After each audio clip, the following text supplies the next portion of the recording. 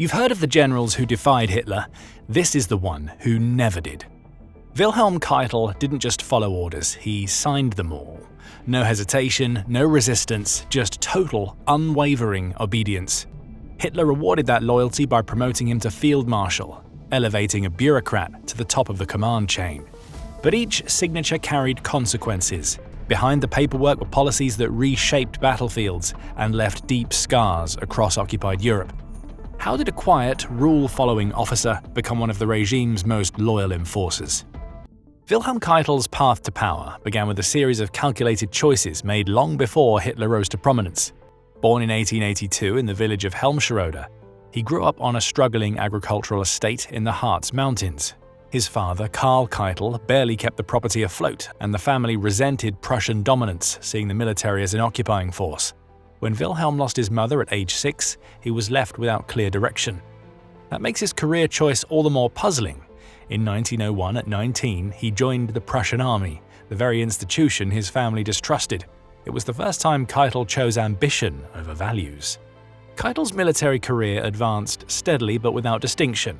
During World War I, he served as a staff officer and artillery commander on the Western Front, surviving a shrapnel wound in 1914. Superiors praised his organizational skills and reliability, while peers noted his lack of strategic imagination. He kept operations running but never shaped bold plans or inspired innovation. In the 1920s, Keitel found a new purpose for his administrative skills by joining the Truppenamt, a covert version of Germany's banned general staff. He helped coordinate secret training programs and laid the groundwork for future army expansion, violating the Treaty of Versailles. The work demanded precision, secrecy, and a readiness to break rules. Keitel proved he would bend any law when told. When the Nazis seized power in 1933, Keitel, like many traditional officers, kept his distance. He viewed their radicalism with suspicion and preferred the order of military hierarchy. The party's violent rhetoric clashed with his sense of discipline. Everything changed when Keitel met Hitler face-to-face in 1933. Witnesses saw a striking shift. Hitler's charisma seemed to dissolve his doubts, as if he'd found the ultimate authority he'd been seeking. His rapid promotion to Major General that year confirmed his loyalty. Keitel's 1935 appointment as chief of the Wehrmacht office revealed the secret to his rise. Hitler valued loyalty over competence, and Keitel offered total, unquestioning obedience. His willingness to prioritize ambition over ethics would define every major decision he made. By 1938, his reputation for compliance would present the opportunity to ascend to the top of Germany's military structure. The opportunity came in 1938, during the Blumberg-Fritsch affair, the perfect opening for Keitel to rise to the top of Nazi Germany's military command. War Minister Werner von Blomberg and Army Commander Werner von Fritsch embodied everything Hitler resented about the old military elite. Both men questioned his aggressive plans and clung to independent judgment. Blomberg had served as war minister since 1933 and often resisted Hitler's rapid expansion timeline. Fritsch voiced private doubts about Nazi interference in military affairs. Their unwillingness to submit fully to Nazi control made them prime targets for removal. Hitler saw the emerging scandals as a golden opportunity to purge the last remnants of military opposition, but he needed an insider to execute the plan. Keitel stepped in willingly. When Blomberg married Erna Grun in January 1938, Keitel discovered her criminal record and passed it directly to Hermann Göring. That one move gave Göring the leverage needed to force Blomberg's resignation within weeks. Fritsch's fall followed a similar path, another manufactured scandal. Accusations of homosexuality, illegal under Nazi law, emerged based on dubious testimony. Keitel assisted in building the case that ruined him. He supplied information to Nazi authorities and took part in meetings aimed at eliminating yet another military obstacle to Hitler's ambitions.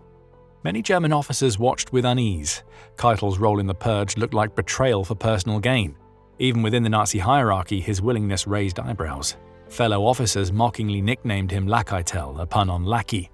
Field Marshal von Kleist called him a stupid follower of Hitler, while Göring dismissed him as having a sergeant's mind inside a field marshal's body. The purge allowed Hitler to reconstruct the German military on his terms. He abolished the war ministry and took direct control of the Wehrmacht. What he needed now was a chief of staff who would carry out orders without hesitation or conscience. Keitel's conduct during the affair made him the perfect candidate. His appointment as chief of the Oberkommando der Wehrmacht shocked many, but they had yet to grasp that Hitler prized loyalty far above skill. As OKW chief, Keitel shed the last traces of a traditional officer. He became a bureaucrat of war, signing off on large-scale executions. His task was to transmit Hitler's will throughout the Wehrmacht with ruthless efficiency. The transformation was complete, no ethics, no hesitation. The Blumberg-Fritsch purge had proven he would sacrifice anyone, even comrades, to keep his place. This total moral surrender made him the perfect tool for criminal command. With his authority now cemented, Keitel would help shape how Nazi Germany waged its war. Between 1939 and 1945, Keitel used his authority to sign directives that transformed military operations into something far darker. Hitler's vision went far beyond conquest. He sought to reshape the population of Europe through large-scale, state-driven campaigns. These policies required orders that ignored all established laws of war. While most commanders focused on tactics and logistics, Hitler demanded something else entirely: officials who would carry out destructive policies with the precision of a supply chain.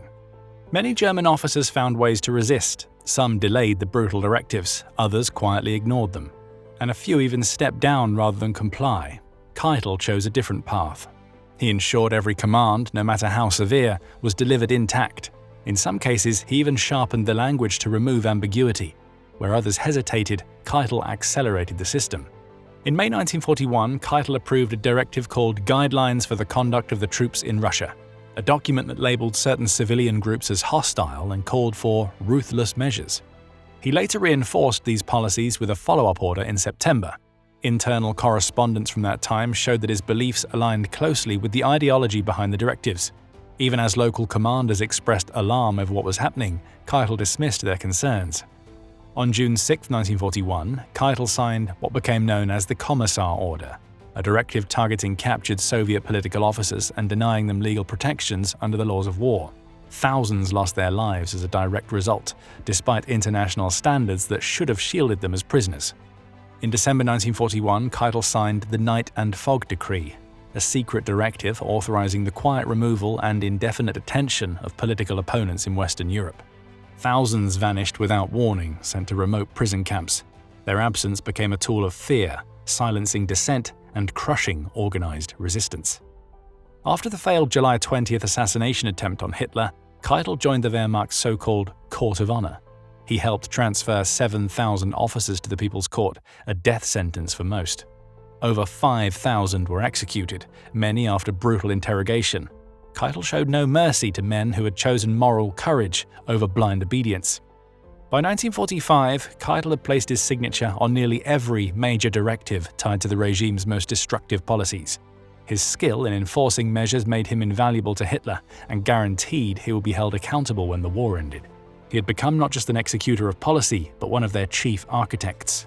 On May 8, 1945, Keitel signed Germany's unconditional surrender in Karlshorst, his hand visibly trembling as he completed his final act as a Nazi leader. The war was over. 18 months later, he would stand before the International Military Tribunal at Nuremberg, where his defense would reveal the moral bankruptcy of blind obedience. Captured without resistance, Keitel seemed confident that his rank and obedience would shield him from real punishment. He had long believed that loyalty to authority absolved him from moral responsibility. When the Allies treated him not as a dutiful officer but as a war criminal, he appeared genuinely shocked.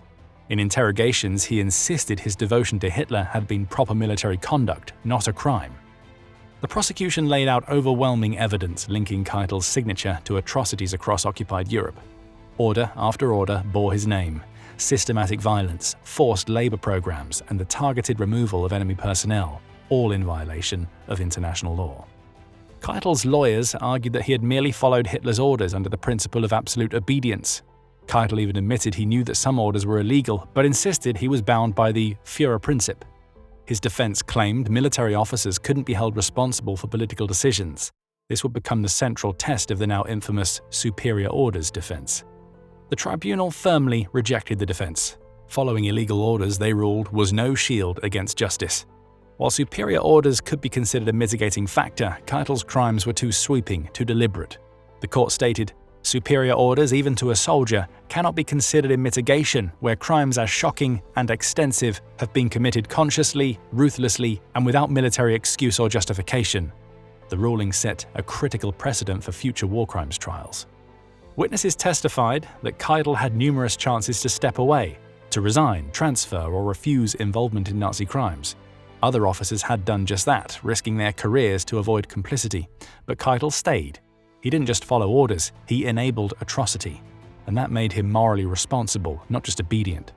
On October 1, 1946, Keitel was found guilty on all counts: crimes against peace, war crimes, and crimes against humanity. The judges unanimously sentenced him to death. He requested a firing squad, the traditional end for soldiers, but the Allies denied it, choosing hanging to underline the criminal, not military nature of his deeds. On October 16, Keitel was executed. His final words were, "I call on God Almighty to have mercy on the German people. More than 2 million German soldiers went to their death for the fatherland before me. I follow now, my sons. All for Germany."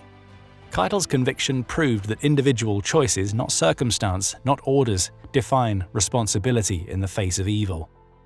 That's the story of Wilhelm Keitel, the officer who followed orders to the end. If you found this story compelling, check out our other videos on some of Germany's most infamous generals. And don't forget to like, subscribe, and hit the bell for more deep dives into the war that shaped the modern world. And thanks for watching.